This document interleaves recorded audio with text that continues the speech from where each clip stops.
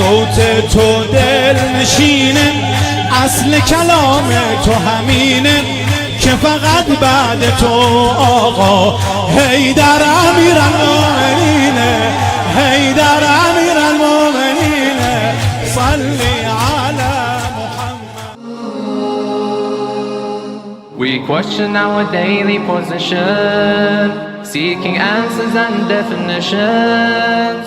Get the queries off your chest with Ahkam SOS.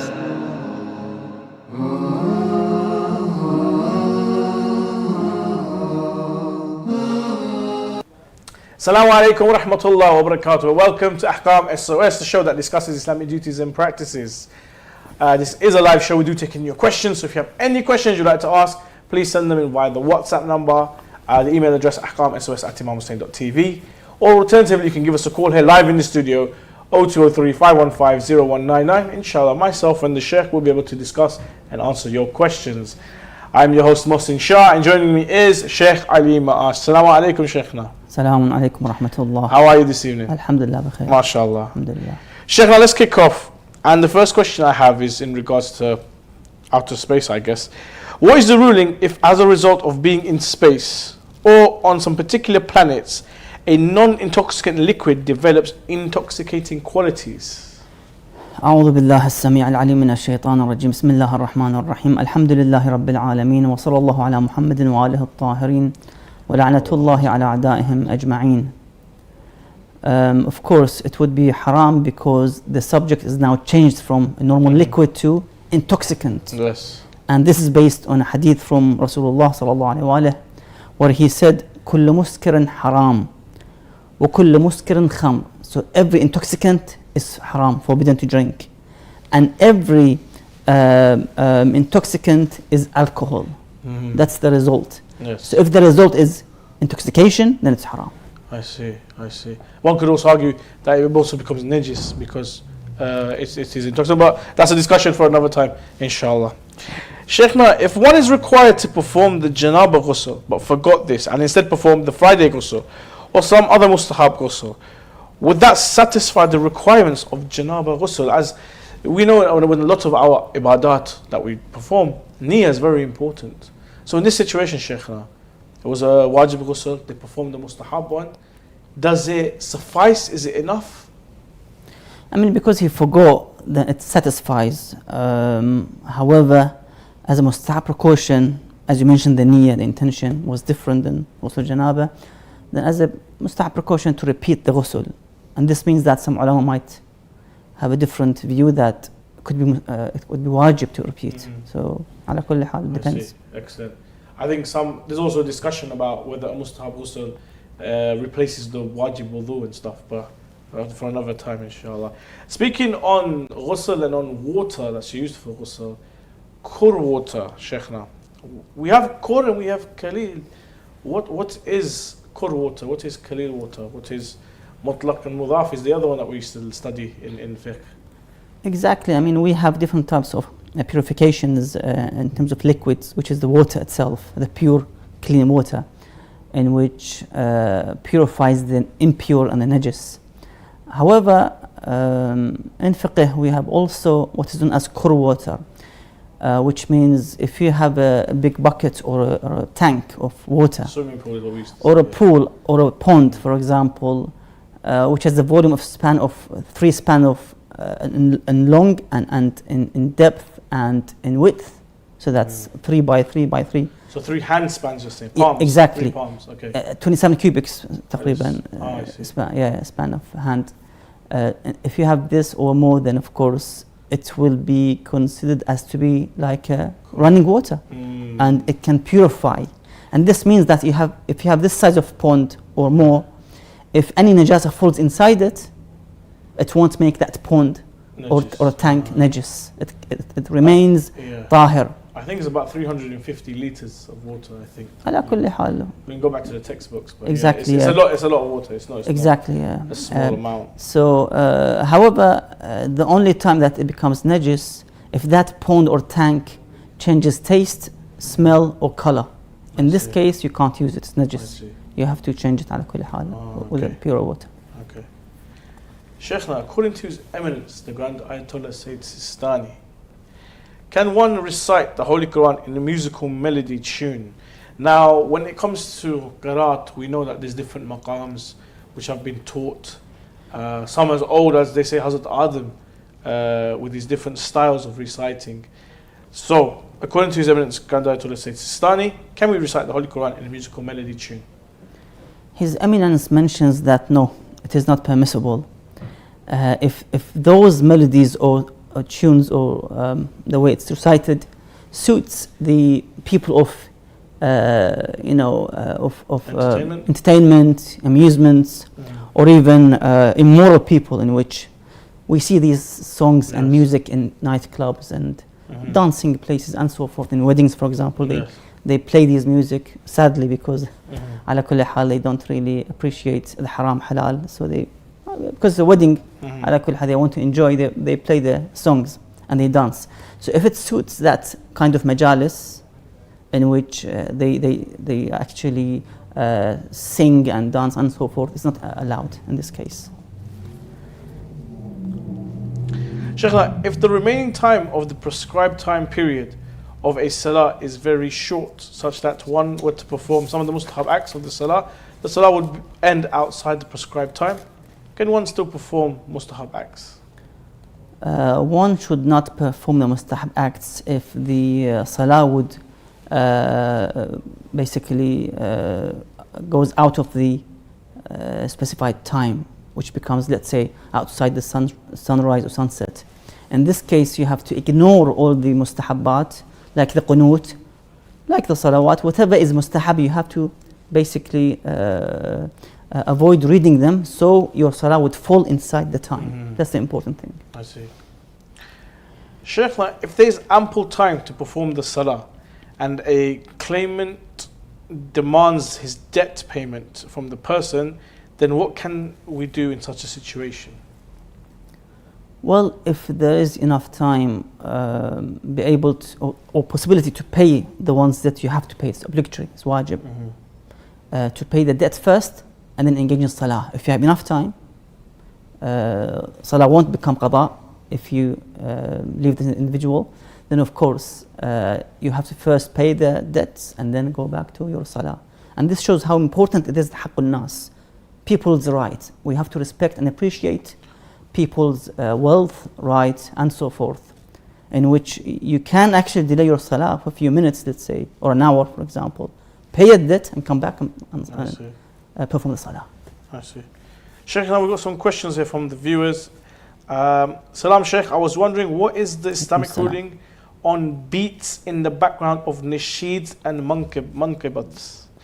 I think a lot of these, to be fair, a lot of these are from the mouth, and sometimes it's used with the duff.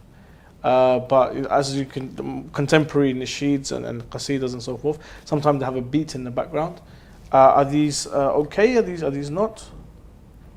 Basically, if these beats are from the musical instruments, according to Ayatollah Sistani, if they suits again the people of amusements and entertaining and songs and so forth, of course it's haram. Okay. You can't use them. But some other ulama like Ayatollah Shirazi would say all types of music is haram, be it classical, non-classical. So you can't use music, i.e. piano, guitar, organ, and so forth. But you can use the vocal or the ones which are from the mouth. Okay. Exactly. Sheikhna, another question from one of our viewers. Is the recitation of adhan and akama for daily prayers and other prayers compulsory or not? I believe, from what I remember in Hawza, adhan is mustahab, but if you perform the adhan, the akama is wajib to perform. Am I correct in thinking this, Sheikhna? In overall, adhan and iqama both are mustahab to do so. At the end of the day, they're mustahab. But there's emphasis on performing, especially the iqama. That you have to make sure that you perform the iqama before you start your salah. But they both mustahab ala kulli hal. More and more questions are coming in. Is a mother allowed to abort the fetus if she does not want it while the soul has not yet entered it? and there is no serious danger to the mother's life? Well, according to the question, it's absolutely haram and forbidden to miscarry this fetus unless the mother is in a life-threatening situation. Otherwise, she can't. No. Ahsant. A very nice, easy one for you, Sheikhna. Why is it necessary to follow a mujtahid? Logically and rationally, the same question we can ask: why do you have to go to the doctor?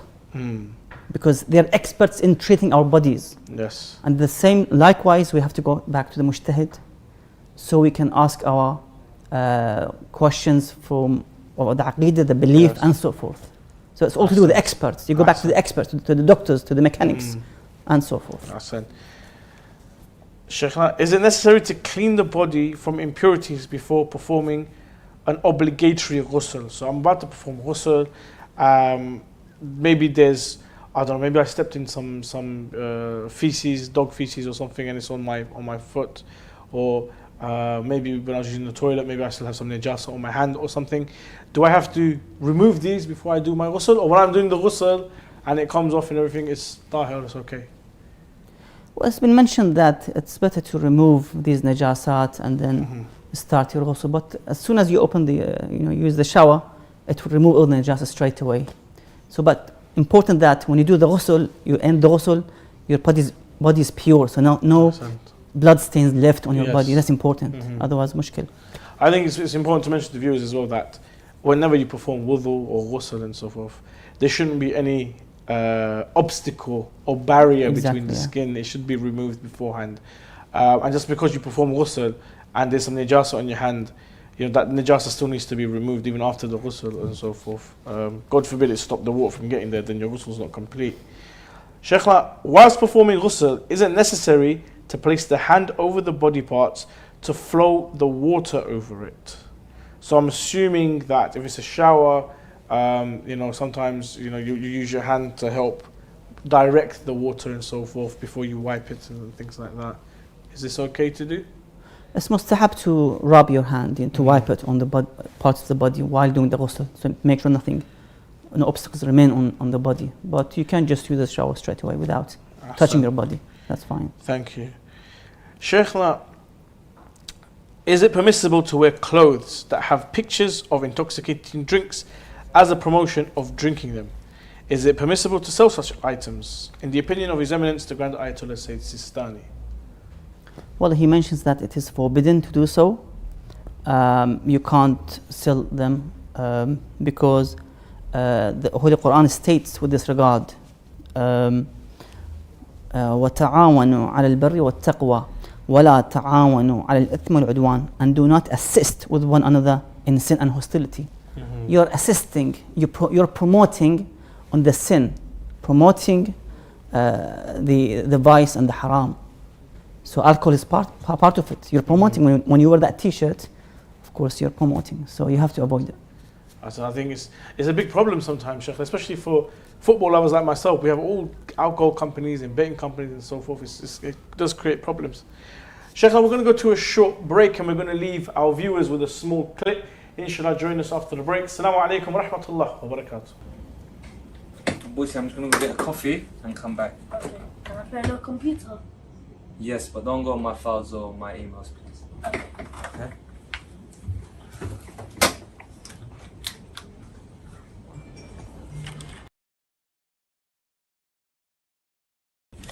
Online game. Oh look, it's a solitaire game. But can I play this game though? Welcome back, and there was a small clip there of young Abusi there playing on the computer. Sheikhna, we have many games on the computer, and we have a very strong opinion that playing with instruments of gambling, especially cards, is haram.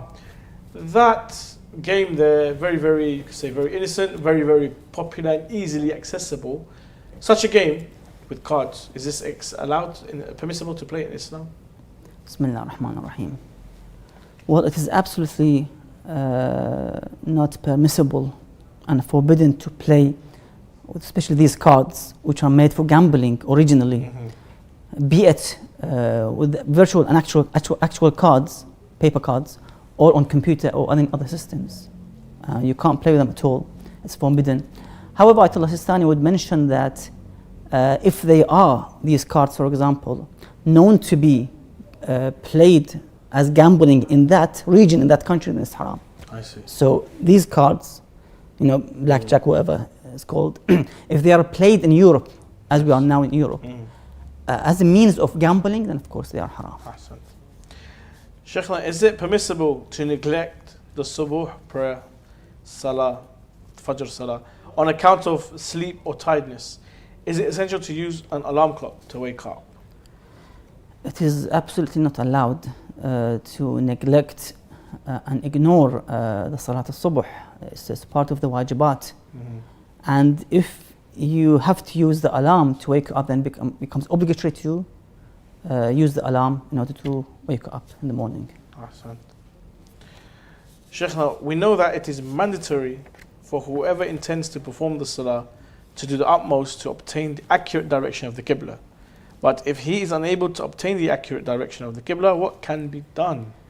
I mean, the one can use his best knowledge in terms of, let's say, if you know how to, for example, use the sunlight. I mean, I can use the sunlight to find the Qibla, wherever I am. Alhamdulillah, I don't have an issue. And I've used that and it worked. I was successful in terms of using the sunlight in a way. Because it rises, well, in this country, it rises in the east, it sets in the west. Gives you a rough idea where east and west is. You can calculate north and south. You can check if there are nearby mosques or cemeteries as well, the position of the Qibla and so forth. Ahsant. Sheikhna, is it obligatory for the clothing or garment of the musalli to be tahur? And if one deliberately performs the salah in najis clothing or with body being najis, what would be his ruling? So we have, first of all, tahara of the person. Secondly, najasa upon the clothes. How does that work? One of the conditions of having the salah valid is to have a pure body and clothes from impurities such as najasa. So you can't pray with a najis cloth or body. And if you did so, you have to basically repeat your salah, because the salah is void and batil with a najis or body or clothes. Question we've got here from one of our viewers, Sheikhna. Assalamu alaikum, Ahkam SOS. Related to prayer. In the prayers where the surahs have to be recited loudly, such as Maghrib and Isha, is it permissible to recite them quietly if praying in a room with other people and reciting loudly may disturb them? Example, Salatul Jummah is already going on, Muslims of other sex people are sleeping and so forth. So where we recite loudly, maybe there's some people sleeping, maybe there's another Jama'ah or something going on. Is it permissible to, read it silently? I mean, you don't have to scream when you pray the salah. But you can recite Bismillah ar-Rahman ar-Rahim. You can hear yourself, so it's not gonna, I think, disturb the surrounding. It's wajib to read it loudly. Yes. So you either change your location, pray somewhere else, or try to ala kulli hal, not to shout or scream when you pray ala kulli hal. Another question from the brother or sister related to wudu. Are cuticles considered as a barrier to the skin during wudu and ghusl, since usually they're an extra skin growth? My cuticles grow through the day and I feel like I have to check and cut them before every prayer. Now, cuticle, Sheikhna, are these bits here of the nail and the little tiny skin that comes on top. And what they do sometimes is they get them pushed down and so forth. So having that, is that considered a barrier to the nails, or is it okay to have them when you're performing wudu? These are parts of the body, ala kulli hal, these skins. But if it goes too long, dangling, part of the body, then of course they can just wash under it. So just a bit wipe when you do the wudu, just wipe under it and just to make sure that water reaches. But in overall, these are parts of the body parts, ala kulli hal. Ahsant. Some more questions coming in from the viewers, mashallah. Some board games use dice in them. Are we allowed to play with these games and so forth with the dice? I mean, it depends what game is it, because if Snakes it's and a ladders. gambling game, then it's forbidden, because the dice itself is not haram. The Yes. actual dice Okay. itself. That's okay. The haram is the board which you play with it. Is it I guess they're asking for board games with dice. So something like Ludo or Snakes and Ladders or Monopoly, which is very, very famous. if that board is not a gambling game, then they can play. Yeah, Okay. that's fine. Ahsant. Sheikh, is it permissible to play games of chance of all kinds on electronic machines, computers, without betting or with betting? Okay, so a game which is on the computer, but it's down to, again, a game of chance, which is what gambling is really based on chance. Are we allowed to play these on computers without betting or with betting? Is this acceptable? If it's originally a gambling game, then they can't play. No, it's forbidden. Doesn't matter if you're betting or you're not betting. No, you're not allowed. it is a gambling tool. You can't use it in anyhow. That's the problem. Okay. Sheikhna, I think we've discussed this before, so inshallah we'll be able to answer the questions of the viewers. That is it okay for a lady, a sister, to take a pill to delay her menstrual cycle so that she can perform some wajibat? For example, maybe she wants to perform Hajj, or maybe she's doing ziyarah and she wants to go to the shrine of the imams. Is she allowed to take a pill which will delay her menstrual cycle? Yes, she can. Nice and easy. Sheikhna, if a man who wants to marry a woman and she claims that observed the waiting period, iddah, does one need to investigate further, or can they rely on her statement? Okay, so there's a lady, she's said that my iddah period is over, we can go and get married and everything. Is that enough, the word of the lady, of the bride, or is there further investigation required? No, if you trust the lady and she's a Muslim على كل حال, because we have أصالة الصحة, the origin of the acts of the Muslims to be correct. Is أصالة الصحة would say to us that yes, you can accept and take her words. Sheikhna, what does maita, or dead corpse of an animal, mean in the Sharia law? Basically, the meat which was not slaughtered according to the Islamic slaughtering rules. So let's say it was just suffocated in somehow, or caught by a prey, for example. Okay. Yeah, for example, I mean, non-halal meat is maita basically, I see. and you can't consume it, Right. and it's najas as well. Sheikhna, is it permissible for the musalli to have on him a wristwatch that has a leather strap that is from an animal not slaughtered in the Sharia way? If it's from a living, let's say, tissue or skin, then the salah is batil. They have to remove it for every salah. And if there's a moist or wetness on his wrist, then he needs to purify it, because it's najis. That skin is najis as well. Sheikhna, if a woman realizes during the salah that some of her hair is showing and covers it immediately, is it necessary for her to repeat the salah or not? No, there's no objection to that. There's no issue with that. It's just that she needs to make sure that she doesn't uncover her feet in the front of non-mahram men, strange men. That's good that you mentioned that, because there was a question here from one of the viewers saying that, is it okay for a sister to pray barefoot, or must she wear socks when she's praying? I'm assuming she's praying at home, in home bedroom. Yeah. But let's say in the mosque or at home, is it okay, or should she wear socks? The whole issue is that in front of the men, she needs to cover it basically. She can't uncover her feet in front of men. Let's say in Masjid al-Nabi or Masjid al-Haram in Mecca, Medina, she needs to cover it with the socks, for example. Otherwise, she can't do so at home. I see. Sheikh, I've got some more questions coming in. Another question here in regards to salah, I think it is saying that if I want to perform mustahab salah, but I have wajib salah, like qadha prayers left, which one should I perform first? Is it okay to perform the mustahab one, or should I perform my qadha prayers? No, you can start slowly performing your qadha prayer one by one. as soon as you can. But you can, I mean, pray your, because let's say you have 1 year of qada, you can't pray them in 1 day. So you break them down every day. Let's say you pray 3-5 days of qada of salawats along with your wajib salah. Okay, we've got another question here coming in. Is it permissible to attend a social gathering, non-religious or non-educative gathering, in which women are completely in proper hijab? I'm guessing that it's a social gathering. I guess it's where it's probably mixed, but the ladies are in full hijab and so forth. Is it okay to attend non-religious or non-educative gathering? I can't even think of one, but maybe it's a protest, or maybe it's some sort of restaurant or something. I'm not sure. But yeah, a non-educative and non-religious setting, mixed gathering, but the ladies are in hijab. Are we allowed to attend?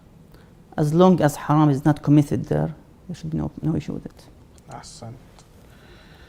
Another question here. Sheikhna, assalamu alaikum. Sheikhna, I've heard of nafila prayers that are performed during the day. Can you explain a couple for me, please? So nafila prayers that are prayed during the day. I know before Fajr there's 2 rak'ah. Exactly. Between Zuhr and Asr, I believe there's 8. 8 by 8, yeah. Before Maghrib there's 2. Or is it after Maghrib there's 2? And then Isha, sometimes there's the 1 standing or the 2 sitting. Is it like this? You can find more details if you type on the internet, for example, nafila salah. You'll find there is the salah amaliyah for marja'. If you open it, it will give more details, exactly how to read it, what to recite, for example. You have salat al-ghufayla between Maghrib and Isha while sitting, 2 rak'ah in sitting position, for example.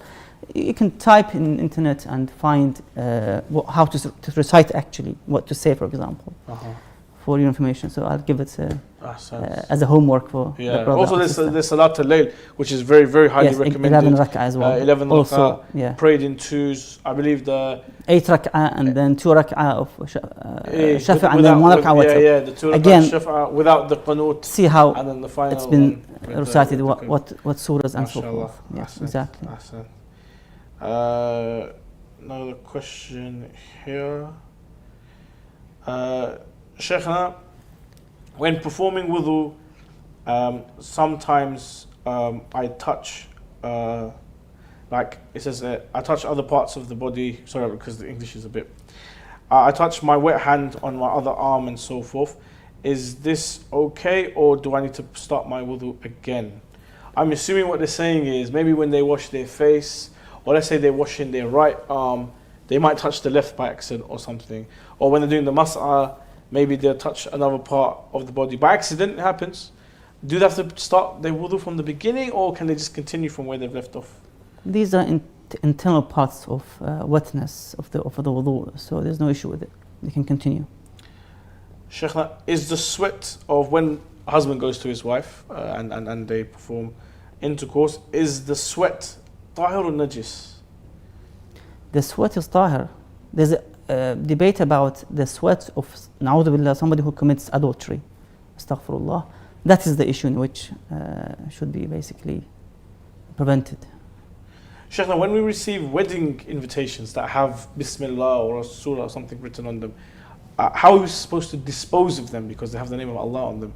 Are we supposed to throw them in the sea, bury them? Can we put them in the bin? How does it work? As you mentioned, to basically throw them in the water, running water, for example, in a well, a stream, or bury them, or now recycling system.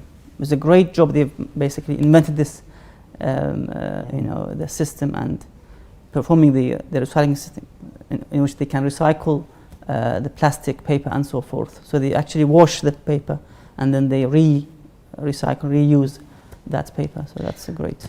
Sheikhna, is it alright to do sajda on concrete or on mosaic? Mosaic is like tile pieces. What other types of material is allowed? Now, according to what we were taught, anything that you cannot wear and you cannot eat is allowed for you to do sujood on. So the popular ones was obviously the muhar, the turba. Wood was very popular as well.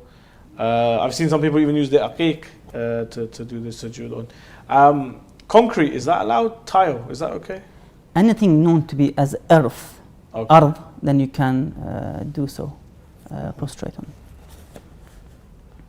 Sheikh, if an organ of an atheist is transplanted in a Muslim body, would it be considered ritually pure, tahir, when it's considered after transplantation as part of the Muslim body? So sometimes, you know, we had a brother in our community, unfortunately, who needed a kidney. Alhamdulillah, he's very well and everything, and you know, may Allah protect him and his family. Very nice boy.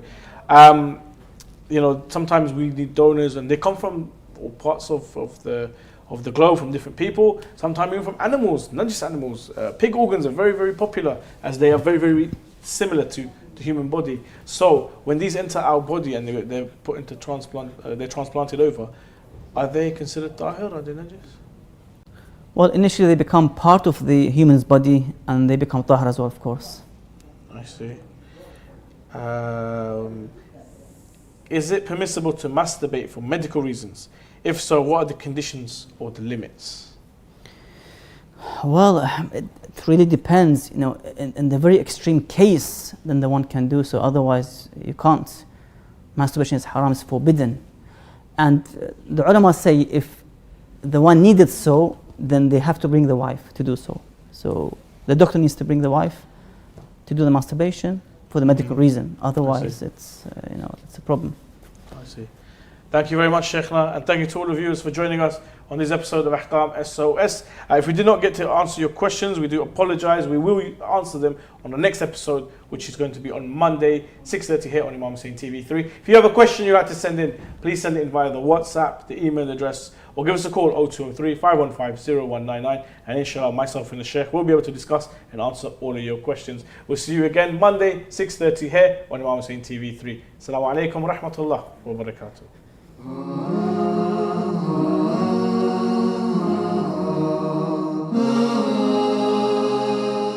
We question our daily position, seeking answers and definitions.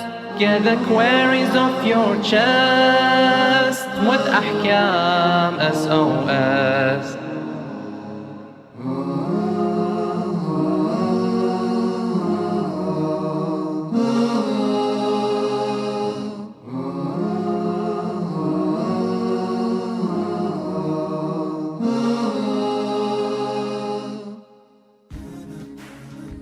IHDRF is proud to announce the launch of its app, My Sadaqah.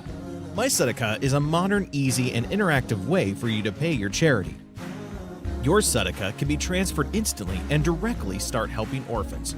Furthermore, you can donate to different projects such as clothing orphans, supplying clean water, heating fuel for the winter, and feeding the hungry. When you pay your Sadaqah, it will be used to feed, clothe, and school orphans. Our app is accessible via the App Store and Google Play Store. Download today and pay your Sadaqah on My Sadaqah.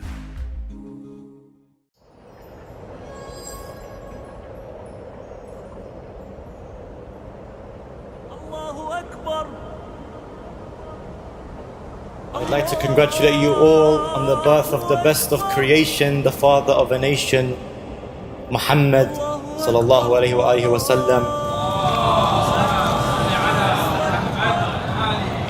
And on this birth we hear, this is Muhammad, this is Muhammad. Today every prophet is told, this is Muhammad. The Lord brings forth Adam and he watches in awe. The first human being, God's first creation saw. He says they prostrated to me, but this light I adore, and to be of his servants